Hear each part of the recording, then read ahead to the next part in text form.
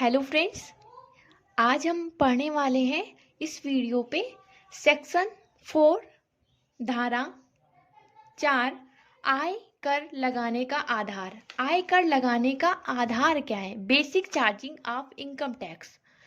तो इसमें कुछ पॉइंट दिए हुए हैं जो आयकर अधिनियम 1961 की धारा 4 में बताया गया है। तो क्या बताया गया है? पहला पॉइंट दिया हुआ है कि आयकर आय पर एक वार्षिक कर है। बिल्कुल सही बात है, आयकर आय पर एक वार्षिक कर होता है। जब हम लोग क्या करते हैं कि जब हम लोग जब एक साल कमाते हैं तो साल के अंत में हमको जो हमारी टोटल इनकम होती है उस इनकम पे हमको टैक्स देना होता है। तो वही बात है, आयकर आय पर एक वार्षिक कर है, मतलब वर्ष साल के अंत में लगता है। ठीक है ना। दूसरा पॉइंट कह रहा है कि गत वर्ष की आय पर अगले कर निर्धारण वर्ष में उस वर्ष के लिए प्रस्तावित आय कर की दरों से कर लगता है। गत वर्ष की आय पर मतलब गत वर्ष मतलब क्या हुआ यहाँ पे? प्रीवियस ईयर से है। अगले कर निर्धारण वर्ष क्या हुआ कि असेसमेंट ईयर से।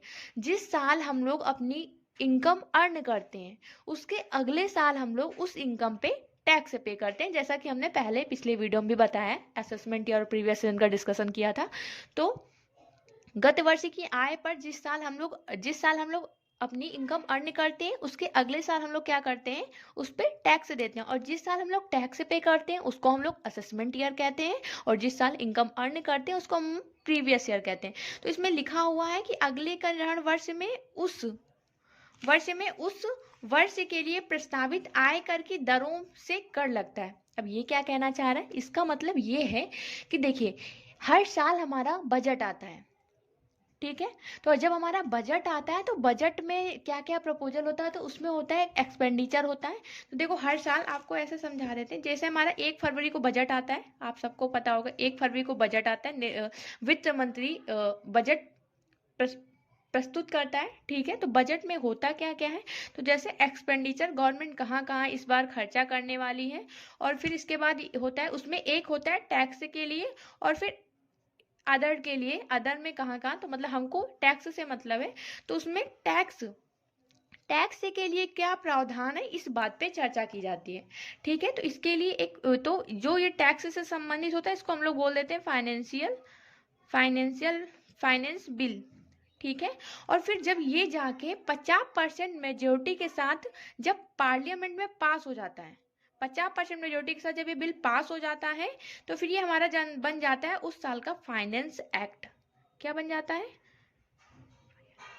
फाइनेंस एक्ट बन जाता है। और फिर ये 1 साल तक लागू रहता है, जब तक कि दूसरा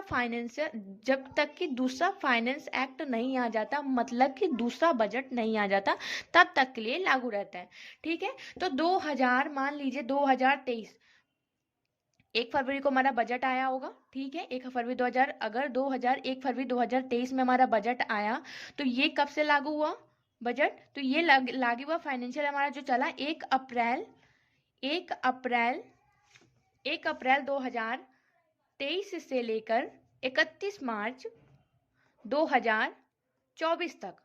मतलब कि जो 1 फरवरी को हमारा बजट आया होगा, ठीक है, तो उसमें जो फाइनेंस एक्ट बना, जो टैक्स से रिलेटेड उसमें जो प्रावधान थे, तो वो 1 अप्रैल 2023 से लेकर 31 मार्च 2024 तक जितनी भी इनकम अर्न की जाएगी, जो लोग इस फाइनेंशियल ईयर में जितनी भी अपनी इनकम अर्न करेंगे, उस इनकम पे ये लोग 1 अप्रैल 2024 से लेकर 31 मार्च 2025 तक चलने वाले फाइनेंशियल ईयर, जो इन लोगों के लिए क्या होगा, असेसमेंट ईयर होगा।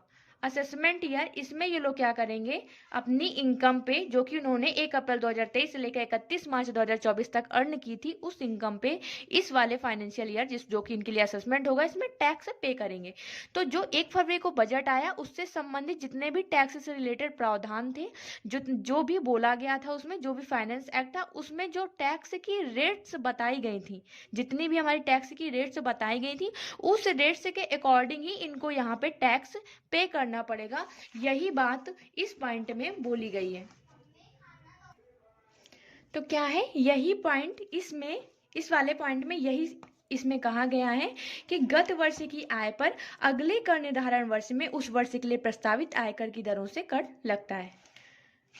ठीक है, अब तीसरा पॉइंट क्या कह रहा है? तीसरा पॉइंट कह रहा है कि आयकर की दरें वित्त अधिनियम द्वारा प्रत्येक वर्ष निश्चित की जाती हैं। जैसा हमने आपको बताया कि हर साल हमारा बजट आता है, तो वही पॉइंट है कि आयकर की दरें वित्त अधिनियम द्वारा प्रत्येक वर्ष निश्चित की जाती है। हर साल की टैक्स रेट अलग अलग आती है। अगले वीडियो हम लोग टैक्स रेट की बात भी करने वाले हैं। और फिर चौथा पॉइंट क्या है? चौथा पॉइंट हमारा ये है कि आयकर अधिनियम की धारा 231 में वर्णित प्रत्येक व्यक्ति पर कर लगाया जाता है। हमने आपको 231 में पर्सन की परिभाषा, पर्सन क्या होता है, हमने आपको बहुत अच्छे से बताया हुआ है। तो आयकर अधिनियम में क्या हुआ है कि 231 में व्यक्ति को बताया कि व्यक्ति में किसको किसको इंक्लूड किया जाता है। जैसा कि हम लोगों ने डिस्कशन किया था इंडिविजुअल, HUF और कंपनी, फर्म एंड AGP, और फिर ये सब हमने डिस्कशन किया था। तो जो लोग हमारे आते हैं 231 में, ठीक है। और फिर पांचवें पॉइंट में बोला गया है कि आयकर अधिनियम में वर्णित प्रावधानों के अनुसार गणना की गई प्रत्येक व्यक्ति की कुल आय पर आयकर लगाया जाता है। सही बात है, जब इनकम टैक्स लॉ के अकॉर्डिंग ही, इनकम टैक्स जो हमारा एक्ट है उसके जो प्रोविजन दिए हैं उनके अकॉर्डिंग किसी व्यक्ति की या SSC की जो करदाता होते हैं उसकी टोटल आय कैलकुलेट की जाती है, और फिर जो आती है उसके तो इनकम टैक्स एक्ट के अकॉर्डिंग उसकी कैलकुलेशन करके उसमें जो प्रोविजन होते हैं उसके अकॉर्डिंग उस पर टैक्स लगाया जाता है। ठीक है, पांचवा पॉइंट हो गया। छठवें पॉइंट में क्या बताया गया है कि आयकर अधिनियम के प्रावधानों के अधीन आयकर आय के स्रोत के स्थान पर काटा जाता है या अग्रिम रूप से चुकाया जाता है। तो इसका क्या मतलब हुआ? कभी कभी होता है कि जो इनकम हम जिसको दे रहे होते हैं, मतलब जो इनकम होती है उस पर तुरंत ही टैक्स कट जाता है, तो उसको हम लोग क्या कहते हैं? उसको हम लोग TDS कहते हैं। जो टैक्स डिडक्टेड सोर्स होता है, तुरंत उस पर टैक्स लग जाता है, और यह अग्रिम रूप से चुकाया जाता है।